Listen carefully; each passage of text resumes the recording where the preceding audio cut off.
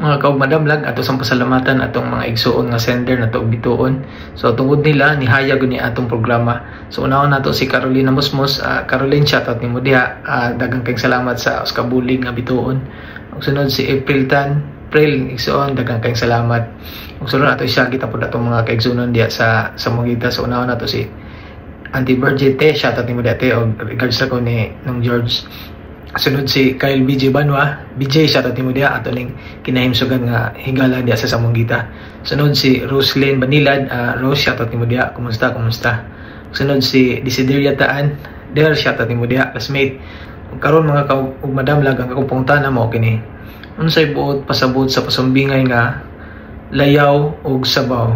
So please comment diri sa ubos katong nay mga idea ana o ako Osbon, layaw ug sabaw.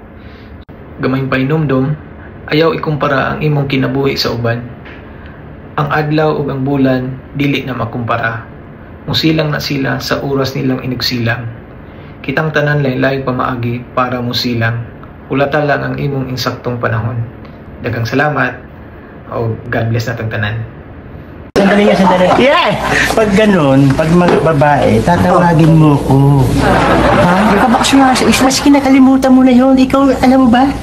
Ikaw pag babae gusto mo suluhin lahat eh. Oo.